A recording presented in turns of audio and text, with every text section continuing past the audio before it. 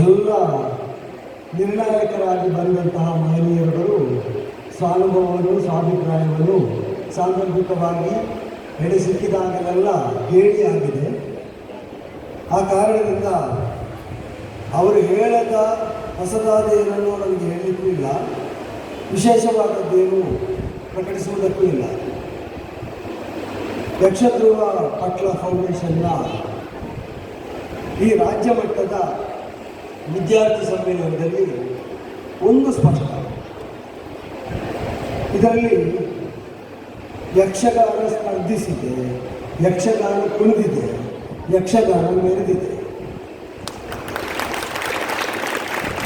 ಯಕ್ಷಗಾನದ ಪ್ರತೀಕ್ಷೆ ಇದರಲ್ಲಿ ಬೆಳಗಿದೆ. ಸುಮ್ಮನೆ ಅಲಂಕಾರಿಕವಾಗಿ ವಾತಾವರಣದಿಂದ ನಾನು ಹೇಳ್ತಾ ಇಲ್ಲ. ವಿದ್ಯಾರ್ಥಿಗಳು ಯಾವ ತನ್ಮಯತೆಯಿಂದ, ಯಾವ ದೃಢತೆಯಿಂದ ಪ್ರದರ್ಶನ ನೀಡಿದ್ದಾರೆ ಅಂತ ನಾವು ನೀವೆಲ್ಲ ಜೊತೆಯಾಗಿ ಸರಿದೆವು. ಆ ಹುರುಪಿಗೆ ಒಂದು ದಿಶಾನಿರ್ದೇಶನ ಮಾಡುವಂತಹ ಹೊಣೆ ಫೌಂಡೇಶನ್ ಹೊತ್ತುಕೊಂಡಿದೆ, ಗುರುಗಳು ಹೊತ್ತುಕೊಂಡಿದ್ದಾರೆ. ಅದು ಸರಿಯಾದ ದಿಶೆಯಲ್ಲಿ ಮುನ್ನಡೆದರೆ ಈ ಕ್ಷೇತ್ರಕ್ಕೆ ಆಗಬಹುದಾದ ಲಾಭ ಎಷ್ಟು ಅಂತ ವಿವಿಧ ವಿದ್ವಾಂಸರು ಈಗಾಗಲೇ ಹೇಳಿಯಾಗಿದೆ. ಆದ್ದರಿಂದ ಯಕ್ಷಧ್ರುವ ಪಟ್ಲ ಫೌಂಡೇಶನ್, ಧ್ರುವ ಅಂದರೆ ಶಾಶ್ವತವಾದದ್ದು ಅಂತ ಒಂದು ಅರ್ಥ, ಫೌಂಡೇಶನ್ ಅಂದರೆ ಅಡಿಪಾಯ ಅಂತ ಒಂದು ಅರ್ಥ.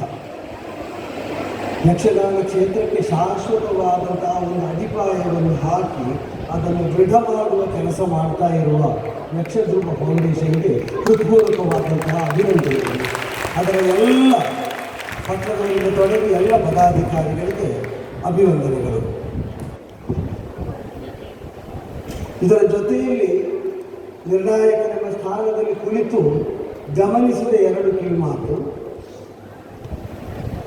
ಮಕ್ಕಳಿಗೆ ಏನು ಹೇಳಲಿಕ್ಕಿಲ್ಲ, ಯಾಕೆ ಅಂದರೆ ಅವರು ಬೆಳಗ್ಗಿನಿಂದ ಸಂಜೆಯವರೆಗೆ ಎಷ್ಟು ಕಷ್ಟಪಟ್ಟಿದ್ದಾರೆ, ಆ ಪ್ರದರ್ಶನದಲ್ಲಿ ಆ ಕಷ್ಟವನ್ನೆಲ್ಲ ಮರೆತು ಹೇಗೆ ನಲಿದಿದ್ದಾರೆ ಅಂತ ನಾವು ನೋಡಿದ್ರಿಂದ ಮಕ್ಕಳಿಗೆ ಏನು ಹೇಳಲಿಕ್ಕಿಲ್ಲ.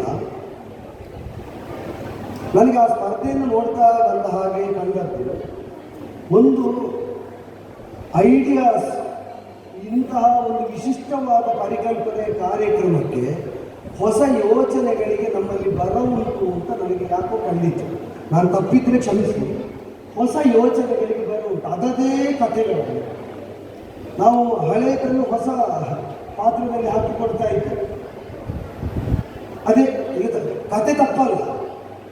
ನಾನು ML ಸ್ವಾಮಿಗಳಲ್ಲಿ ಒಳಗೆ ಈಗ ಕೊನೆಯ ಕ್ಷಣದ ಮಾತುಕತೆ ಆಗುವಾಗ ಹೇಳಿದೆ, ನಾವು ಸಬ್ಜೆಕ್ಟ್ ಯಾರಿಗೆ ಕೊಡ್ತಾ ಇದ್ದೇವೆ ಅಂತ ನೋಡಬೇಕು. ಪ್ರೈಮರಿಯಿಂದ ತೊಡಗಿ ಸಣ್ಣ ಸಣ್ಣ ಮಕ್ಕಳಿಗೆ ಅವರು ಹೊರಲಿಕ್ಕಾಗದ ಸಬ್ಜೆಕ್ಟನ್ನು ಕೊಟ್ಟು ನೀವು ಅಭಿನಯಿಸಿ ಅಳವಡಿಸಿ ಅಂತ ನಾವು ಹೇಳಿದರೆ ಅದು ಅವರು ಅನುಭವಿಸಬೇಕಾದಂತಹ, ಅಭಿನಯಿಸಬೇಕಾದಂತಹ ಸನ್ನಿವೇಶಗಳು. ಅದಕ್ಕೊಂದು ಪ್ರಾಯದ ಮಿತಿ, ವ್ಯಾಪ್ತಿ ಅಂತ ಇಲ್ವರು. ಈಗ ಕ್ಷೀರಾಬ್ದಿವರ್ತನ ಮಾಡಬಾರದು ಅಂತಲ್ಲ, ಅಥವಾ ಬೇರೆ ಶ್ರೀನಿವಾಸ ಕಲ್ಯಾಣ ಮಾಡಬಾರದು ಅಂತಲ್ಲ. ಚಿಕ್ಕ ಮಕ್ಕಳು ಪ್ರಣಯ ಸನ್ನಿವೇಶ ಅನುಭವಿಸುವುದಕ್ಕಿಂತ, ಅಭಿನಯಿಸುವುದಕ್ಕಿಂತ ಅವರು ಪುಣ್ಯಕೋಟಿ ಮಾಡಿದರೆ ಒಳ್ಳೆಯದೇ. ಸಬ್ಜೆಕ್ಟ್ ವೈಸ್ ಮಾತ್ರ ನಾನು ಹೇಳ್ತಾ ಇದ್ದೇನೆ. ಅವರ ಪ್ರಾಯದ ಮಿತಿಗೆ ಅದು ಒಳ್ಳೆಯ ಅಂಥದ್ದನ್ನು ನಾವು ಹುಡುಕಿ ತೆಗೀಬೇಕು. ಬರ ಇಲ್ಲ, ಪುರಾಣ ಪ್ರಪಂಚದಲ್ಲಿ ಅದಕ್ಕೆ ಯಾವ ಬರವೂ ಇಲ್ಲ. ಇನ್ನೊಂದು ಪ್ರಾಯೋಗಿಕವಾದಂಥ ಪ್ರಯತ್ನ ನಾವು ಮಾಡ್ಬೋದು. ಸಬ್ಜೆಕ್ಟ್ ನಾವು ಕೊಟ್ಟಿದ್ದರ ರೂಪಕ ಮಾಡಿ ಅಂತ ಬರುವ ಸಲ ಇದನ್ನು ಇನ್ನಷ್ಟು ವಿಸ್ತಾರ ಮಾಡಿದ್ದರೆ ನನಗೆ ನಿರ್ಣಾಯಕರಾಗಿ ಭಾಗವಹಿಸಿದ್ರಿಂದ ಏನು ಒಂದು ಅವಕಾಶ ಉಂಟು. ಅಳವಡಿಸುವುದಕ್ಕೆ ನಿಮ್ಮ ಔದಾರ್ಯ ಬೇಕಾದದ್ದು. ಪಟ್ಟಣದವರು ಮನಸ್ಸು ಮಾಡಿದರೆ ಅವರು ಸಂಕಲ್ಪಿಸಿದ್ದು ಸಾಧ್ಯವಾಗುತ್ತದೆ ಅಂತ ಮತ್ತೆ ಮತ್ತೆ ದೃಢವಾದ ಈ ಕಾಲದಲ್ಲಿ ಹಾಗೊಂದು ನಾವೀನ್ಯಭರಿತವಾದ ಪ್ರಯೋಗಕ್ಕೆ ಅವರು ಮನಸ್ಸು ಮಾಡಲಿ.